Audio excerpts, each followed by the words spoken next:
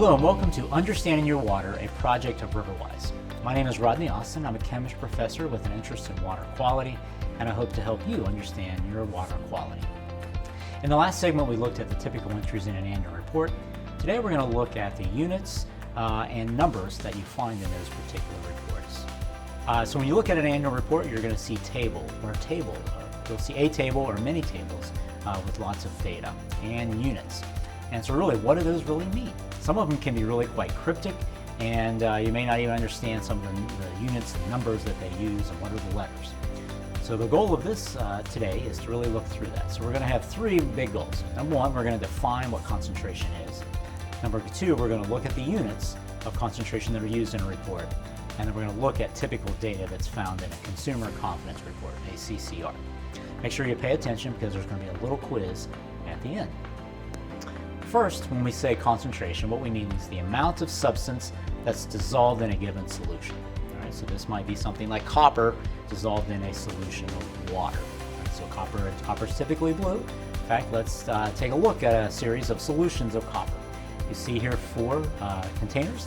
They each contain copper with a little different solution. So we go from a darker blue, meaning more copper, and then progressively it gets lighter until it's a really faint color. All right, so the more concentrated copper gives a darker blue, the lesser concentrated copper, just that fainter blue. This is a good visual demonstration of what concentration difference really means.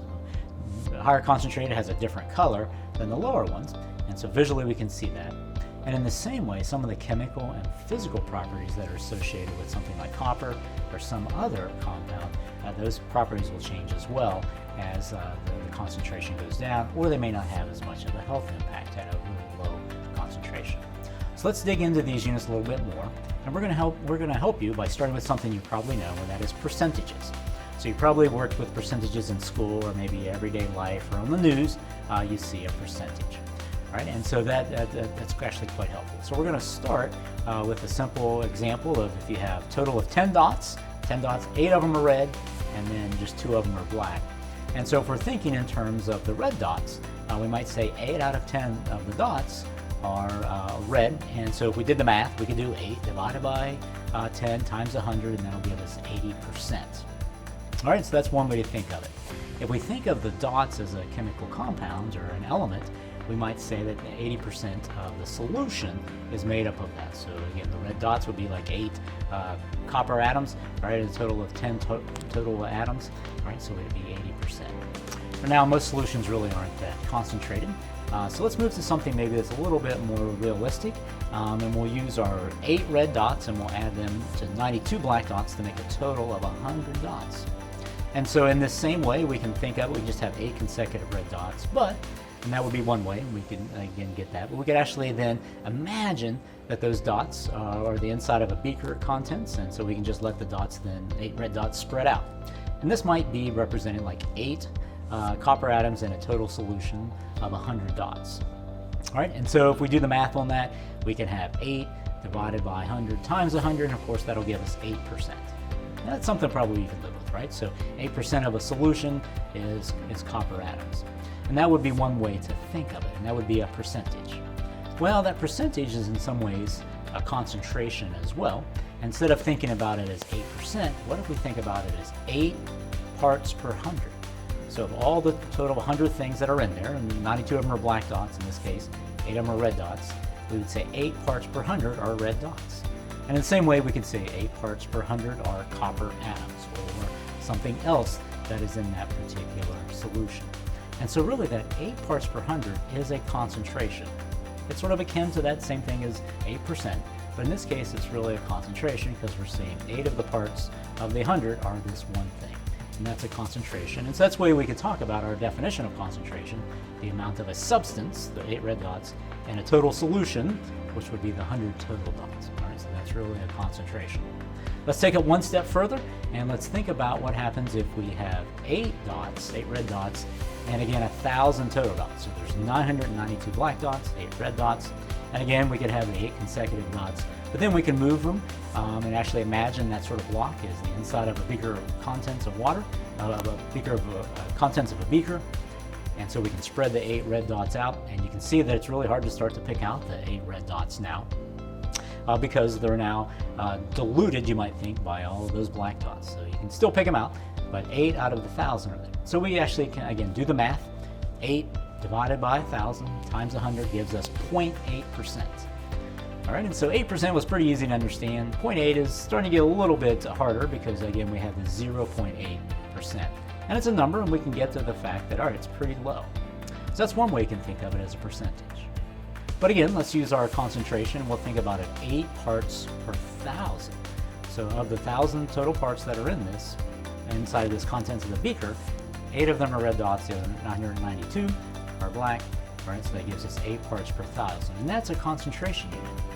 All right, and that's one that scientists could use to talk about the concentration, again, of copper, let's say, in a beaker of water. So 8 parts per 1,000. Well, it would be harder to show 8 red dots in a million, but we could do it, although we wouldn't be able to see it. So on this screen, what we see is just the calculation. If we had 8 red dots over a million total dots, and then multiplied by 100, and that would give us a really small number. So it's 0.0008%. Now that really gets harder to see, to understand that small percentages. However, and that's a percentage, but if we go back to our concentration units, we'll see that it's 8 parts per million. And that's something that's easier, that 8, just a pure 8 parts per million is a number that's easier to understand. But then also it makes a little bit more sense that we have 8 parts per total of the million that are there. And again, that is a concentration unit. And it's a concentration unit that's commonly used by scientists and water quality professionals to indicate the concentration of something like, say, copper in water, fluorine in water, and that would be one example using the parts per million. If we think about the parts per million and parts per billion, those are 2 common units. The parts per million is actually fairly commonly used by scientists for things like copper and fluorine and a few other things. So let's take a look on the screen. You see here fluorescein, and this is a compound that is not typically found in drinking water. It's found in the lab. It's a dye, but we can make this fluorescein up in several different concentrations. And you can see that a really concentrated solution, so heavily concentrated, would be 10,000 parts per million. And notice that the color of that fluorescein is red. And then successively it's diluted down to all the way to 1 part per million. And in that case, it turns almost like a yellow. So again, a good visual description of how we go from a concentrated solution that's a little bit red, and then it becomes a little bit more orangish and almost yellow. And this helps to demonstrate visually what parts per million concentration will look like. So we can see a change in the color, but then also the change in the chemical and physical properties. I'll again highlight again that fluorescein is not typically found in drinking water. It's a dye found in the lab, but nonetheless we can use it to help us understand concentration as we move down. Other things such as fluorine and other things could be that concentrated. All right, so let's take a look at a few common units that you might find in a report. The first one is parts per million, ppm, as we've seen before. You might also see that sometimes as milligrams per liter, so mg/L, milligrams per liter, and that's one way of using parts per million. A second one would be the parts per billion that we referred to, and so that's a common unit, and it's also listed as micrograms per liter. And so notice the M of the micrograms is the Greek letter mu, so it's a little funny M. So micro, the mu grams per liter is another way you'll see that. And then a third one that is somewhat common is parts per trillion. And we use that one as PPT, parts per trillion. Sometimes you might also see that as nanograms per liter. And I'll just note that when we have the T, the PPT, that's reserved for parts per trillion. It is not used for thousand. Typically it's just parts per thousand, but the T is actually reserved for the trillion. So those are 3 common units that you'll see in a report. Let's take a look at how some of these are used. This report from a 2020 Beaver Falls Municipal Authority uses both parts per billion and parts per million. And lead is typically kept at a really low level, so it's parts per billion. So we see that, whereas we might find copper and fluoride reported as parts per million. All right, so remember that fluoride is an additive to water. It's typically put in for hardness of teeth, and so it's an additive, but it's still reported to you and typically reported at parts per million. All right, so now it's time to take a little quiz. Take a look at this table from the 2020 Beaver Falls Municipal Authority report, and I want you to focus on barium in this table. And I want you to answer these 4 questions about barium. Number 1, what are the units that are used for barium? Number 2, is the barium level less than the MCL? Remember, MCL stands for maximum contaminant level. Is it less? Number 3, what are the sources of barium according to this report?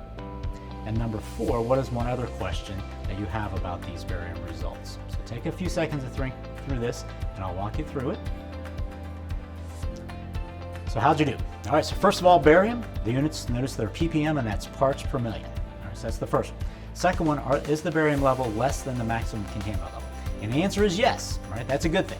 Anytime we have a barium level less than the maximum contaminant level, that is good for health, and usually we find no health effects below that. What are the sources of barium according to the report?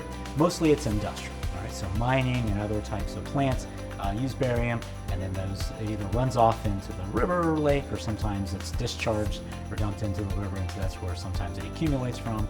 It could be natural deposits, but more likely from industrial sources. And then the last one, when do you think about one of the questions you had about the barium results? And that can be many things. One of the probably common questions would be, what are the health effects of barium in the water? So first of all, let's remember that in the Beaver Falls report, it was much lower than the maximum contaminant level. So at that level, there should be no health effects. But at elevated levels, let's say in a different spot where there are higher levels of barium, in the short term, that could cause stomach issues. In the longer term, it could cause heart conditions, if indeed ever present. Again, Beaver Falls Municipal Authority water, it's fairly low.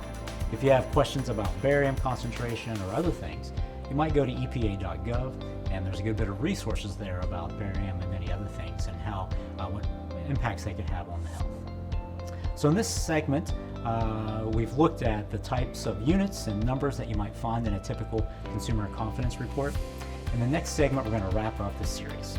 We'll see you soon.